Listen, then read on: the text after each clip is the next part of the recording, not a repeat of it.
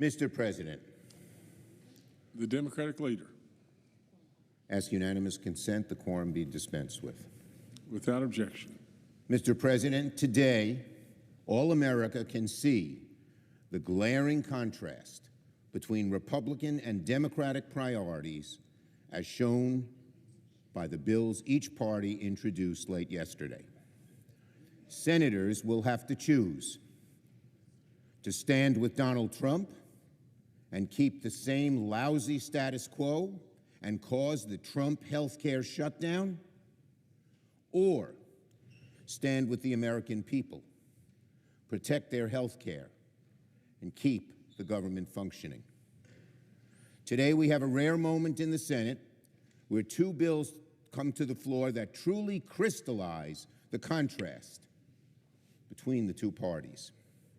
On the Republican side, Americans will see more of the same high costs, especially on health care, more of the same failures of the last 9 months, or instead, Republicans can vote to undo the destruction Donald Trump has inflicted on American health care and instead work on a bipartisan bill, the only bipartisan bill that can win, to keep the government open.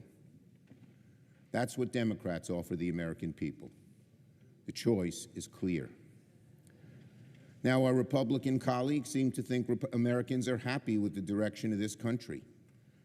They're voting like they think the status quo is good enough, even though they've heard from so many of their constituents the fear of hospitals closing, of health care being diminished, of premiums going way up, hundreds of dollars each month. They've heard that from their constituents, but they stick with Donald Trump, who doesn't give a hoot about them. Republicans are voting like the status quo is good enough. They're wrong. Americans are tired of the status quo. They're tired of Donald Trump's chaos and inflationary policies. And by not even negotiating, by trying to make this partisan, Donald Trump and Republicans are shutting the government down. People are paying more for groceries, more for their electric bills, more for rent. Even a cup of coffee every morning has gotten more expensive under Trump. And health care in America has been plunged into crisis. 15 million Americans will lose their health care.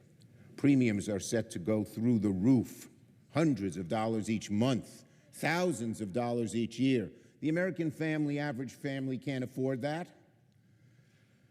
And Republicans, what do they say? Well, let's kick the can down the road.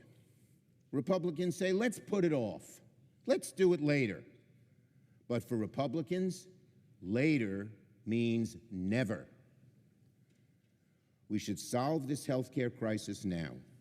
People are already getting letters in the mail saying their premiums are about to go up the next year, $300, $400, $500. God forbid, even more.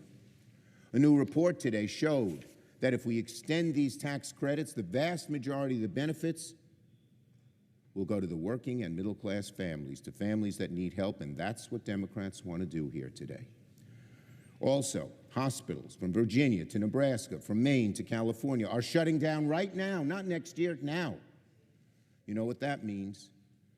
If you live in rural America, the closest hospital to you might be hundreds of miles away. You might not be able to see a doctor. Even if you can, you're going to pay more to see the doctor. If you're an adult with parents who live in a nursing home, what's going to happen if that nursing home closes due to budget cuts? Hundreds of nursing homes will close because they depend on Medicaid, which has been slashed. Most people, most average families, can't afford to take their parents in. And there's no way that they could provide the same care and expertise that a nursing home could.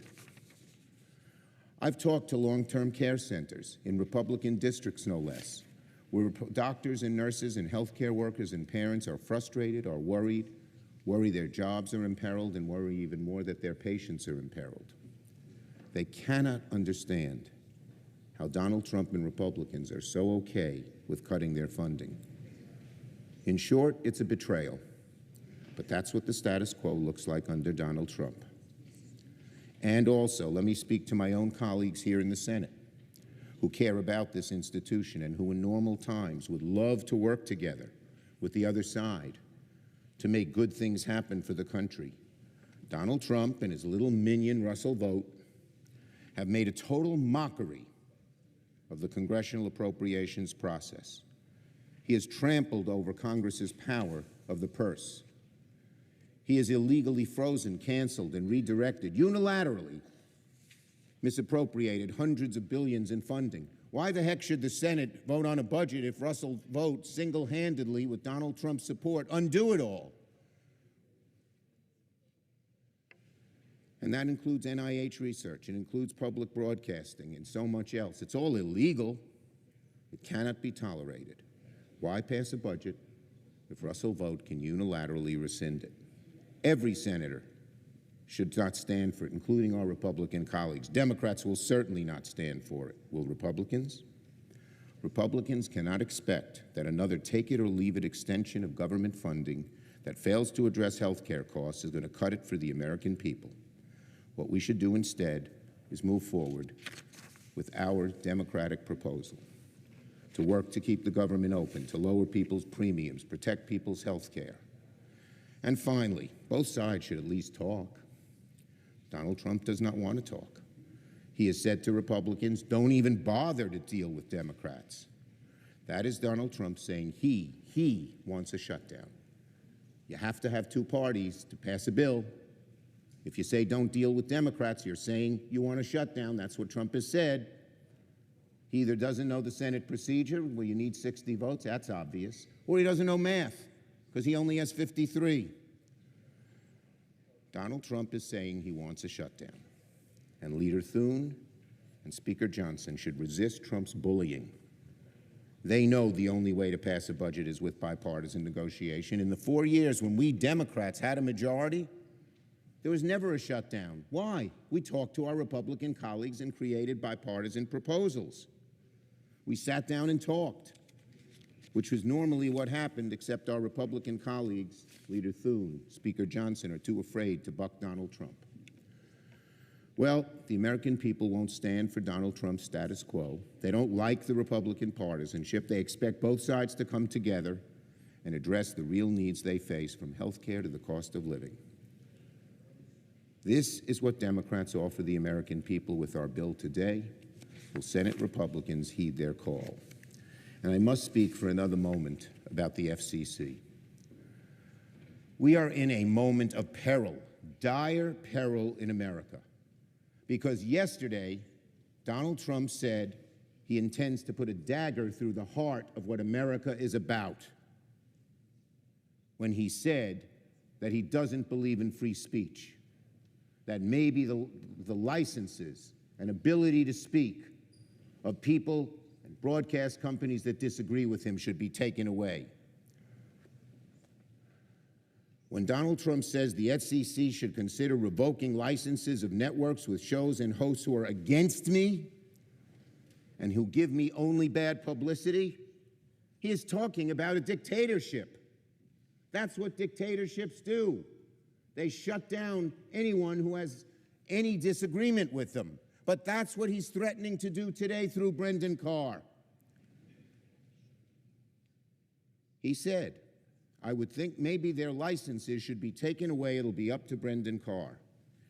That is censorship. It is disgusting. It is a violation of the First Amendment. What Trump is doing comes right out of Xi and Putin's playbook. He's launching in broad daylight a naked attack on perhaps the most basic freedom in America, free speech. For hundreds of years, America's been proud to be a land of free speech. And Donald Trump is the first president who really attempts to put a dagger through the heart. Where are our Republican colleagues? They know this is wrong. Silence, obeisance to Donald Trump's destruction of free speech and democracy. He is launching in broad daylight an attack on one of the most basic freedoms in America, which is free speech, and it's being channeled through his flack at the FCC, Brendan Carr, who coerced ABC to suspend Jimmy Kimmel for his comments that he or Trump didn't like. Donald Trump's attack on free speech is despicable. It's anti-American. It's the road to dictatorship. And it's not the first time Donald Trump has done this. He is launching investigations into companies to bully them into submission. And it's not just late-night talk show hosts. Donald Trump and MAGA have said they'll try to silence others. When Carr goes on a podcast and says the FCC can do this the easy way or the hard way to make sure Kimmel is silenced, that is an attack on every single media outlet, whether it's traditional or digital. That is an attack on every single American. So today, I am, with Senators Markey and Lujan, calling on Chairman Carr to demand to know how the FCC defines public interest under Carr, which networks must adhere to ask Carr, did his staff communicate, he or his staff, with Disney, ABC, or their affiliates? We all know the murder of Charlie Kirk was abhorrent and evil, plain and simple. But it is repulsive that the Trump administration is exploiting this tragic death as an excuse to go after anyone they don't like politically, including by silencing free speech. And while Donald Trump tries to take away people's freedoms, Republicans in Congress are bowing in obeisance to his throne because they're too scared to stand up to him. They know he will cast retribution on them, as he has on networks and people in the press. In conclusion, freedom is as fundamental as it gets in America. Everyone knows that. Republicans know that. Conservatives know that. For the longest time, everyone, Ronald Reagan on down, have defended free speech. But if you lose freedom of speech, it's the road to autocracy. Mr. Carr is one of the greatest threats to free speech in American history. He must resign immediately, and if not, Trump should fire him.